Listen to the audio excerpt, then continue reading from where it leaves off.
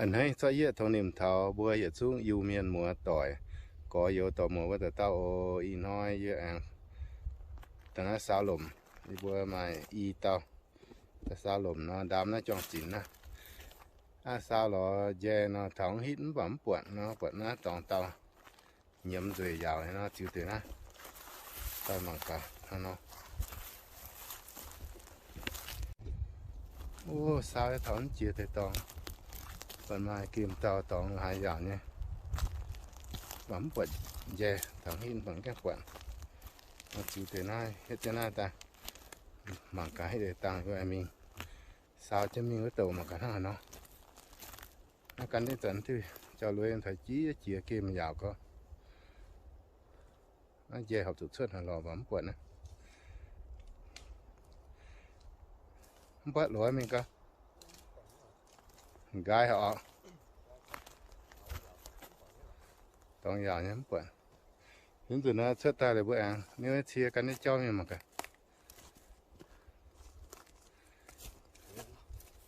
ok nhà mà rồi sao thế đi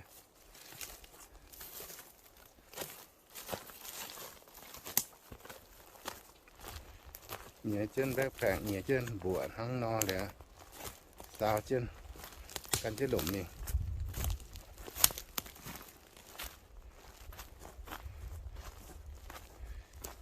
những cái quả nhung hít nè để tạo sao cho mình hít thế bằng cá quần hăng hải no tại chữ chân buôn nhìn mua tỏi mà cậu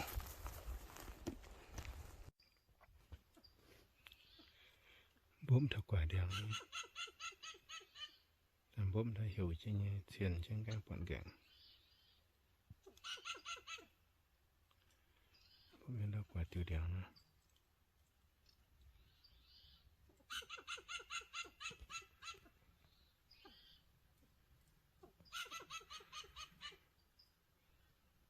bốm như nó dùng vậy y tao bốm như nó dùng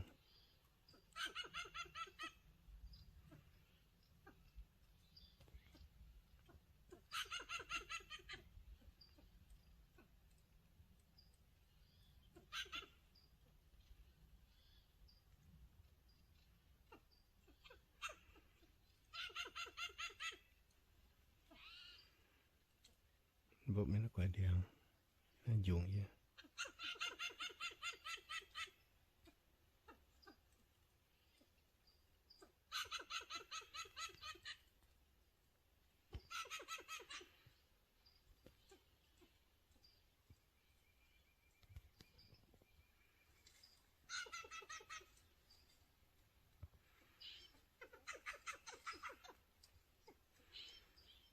bốm này nó dùng vậy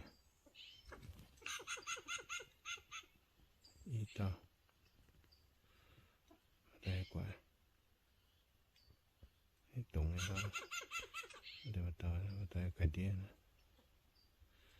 nè tao cái đĩa cho tao quả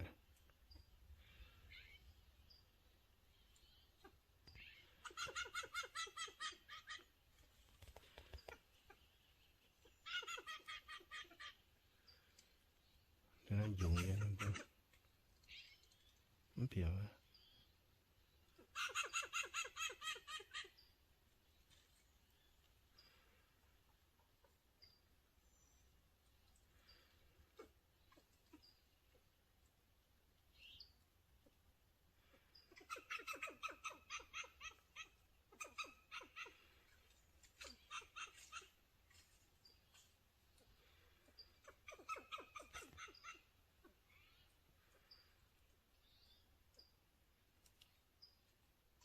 em đã quả thiếu cho mình thiếu cho tay em bụng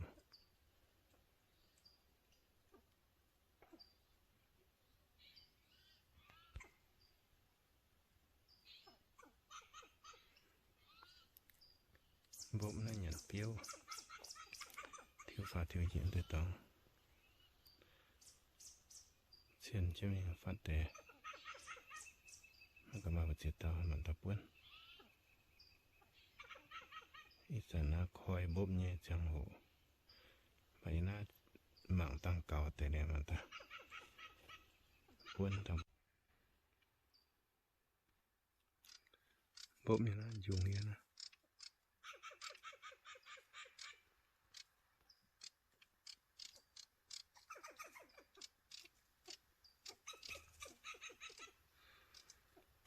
đó quả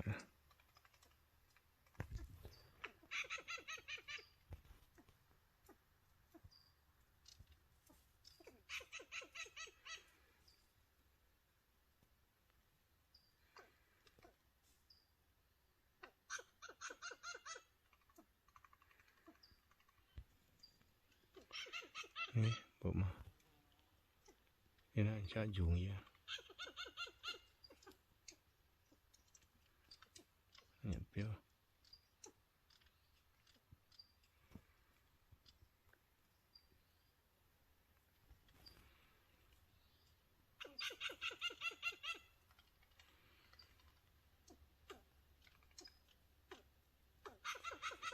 xe gạn coi điếu cũng tuần là điểm biểu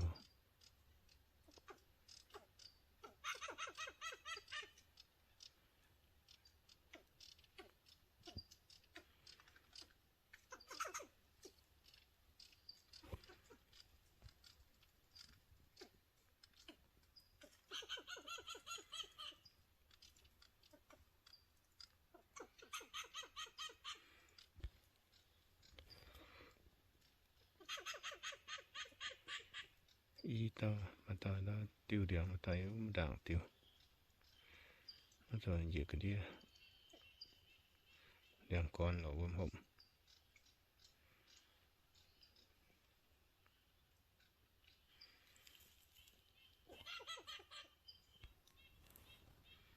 nè gạn cái nó tươi đấy mà phồng phồng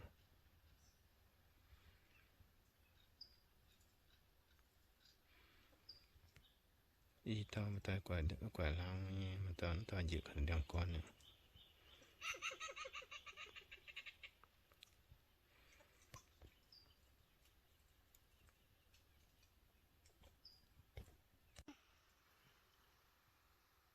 bố hóa quả đèn bố mà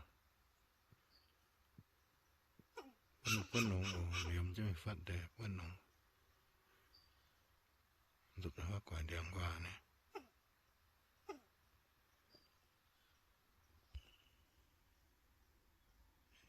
liềm cho mình phát tại bản quân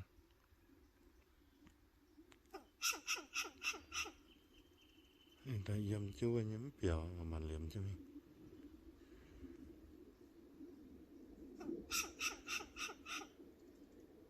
nó cô tự nhiên nó bèn phát ta mà liềm cho mình phát tại bản quân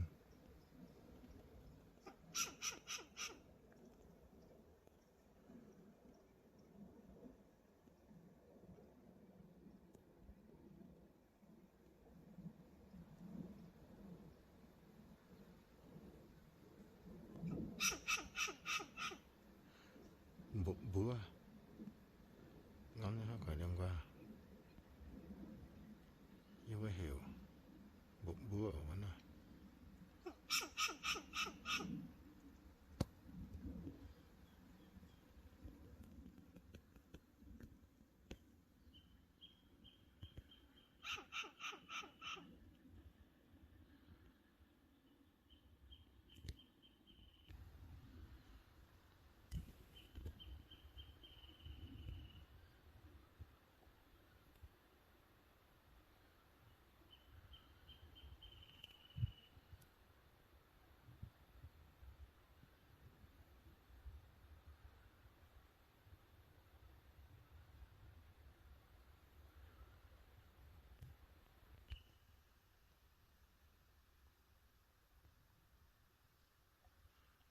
ngắm cho quả đèn tươi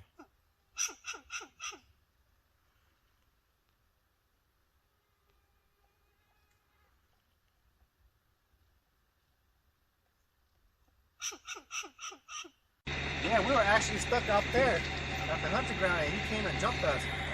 Yeah, he charged us up a little bit, came like this alternator. เสียแต่ไม่เพราะว่าโทรวิ่งแต่ทอดวนเพื่อตายสาวหล่มนะแต่สาวหล่มเพื่อนออก ตาก็เชียร์แต่ไหมแต่พ่อโทรวิ่งแต่ท่อเดินสุดแต่น่าเป็นบ่มา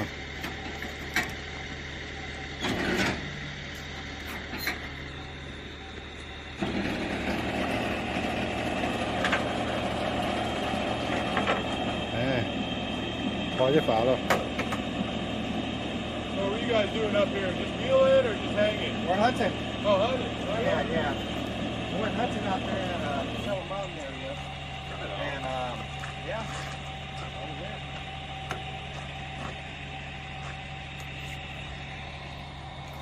Haven't been hunting in years. Oh, really? Yeah. Last Last time I went hunting, it was boar hunting too. Boar hunting. Yeah. There's a lot of boar out Raymond Way. Yes. There's some out here too, but not as many. Yeah. They like, what is it, Capiz Valley, that area, off to the side there. I forget the little town. Capiz Valley.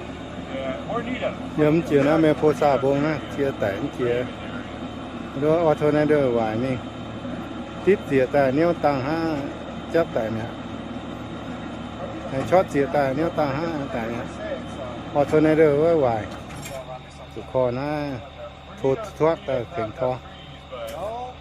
We do a lot of fishing out there. nó sẽ mãi với bây giờ membership card này nó sẽ chứ có thọ hắm rủi ro nhau. You ever been out to Big Sandy campground? Yeah, we just came back from there. Big Sandy? Big Sandy right here off the B7 side. Oh, I'm talking about all the way over by Tenaya area in Oakhurst.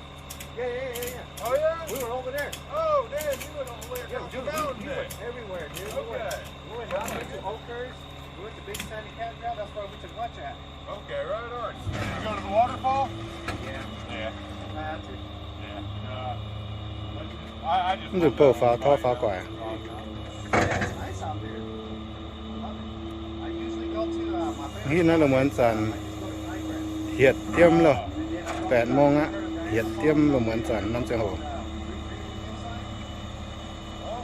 think so. I probably have ที่ to บวยน่า find จั่วนินตายฝ้าเจนาทีเนี่ยต้อง This is nice. ฝ้าจะปวน It's a hole in the, it's like a hole in the wall. It's really nice.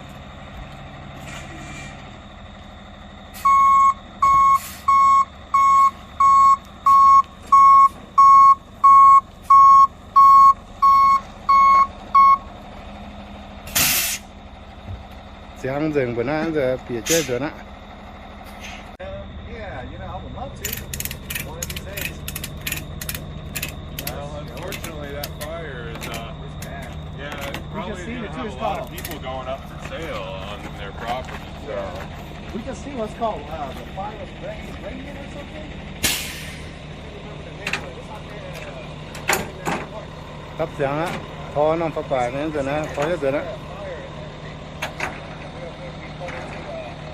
ชี้ว่าไม่ให้ตัวเฮ็ดน้องไม่ให้มีหายตัวคอยตัวนะโทรวิ่งช่วงนะแล้วว่ามาในบนเนี่ย membership คอร์สเนี่ยเสียมันสุดยอดงาน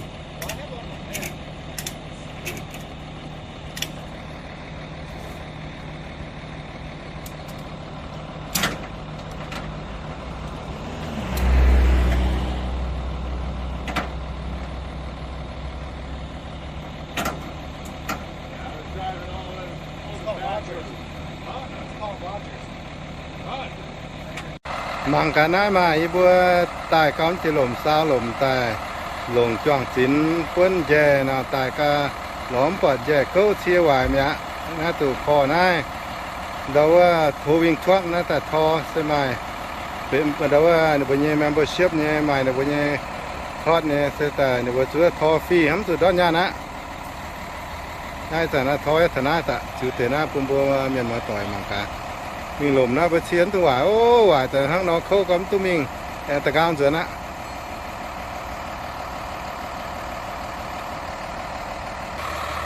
ตรงนั้นนะว่าที่บัวเนี่ยเชียตรงน้อมเหนียเดือนนะมาย้ำวนตองย้ำเตะตองย้ำน้ำมุ้งนะตรงโผเชียผิวนะถึงเมียนทอแต่เชียไหวไฟนะเหี่ยวนะนินเหนียกุ้งอ่ะนินถึงทอถึงอ่ะของงานปรุงเตี้ยวแปะแต่นะเนี่ยเป็นยังโฮเทลเอาป่วยนะอย่าตู้เนี่ยนั่นเป็นโพซ่ามุ้งเนี่ยโฮเทลตรงนั้นโฮตรงนั้นจุยนะ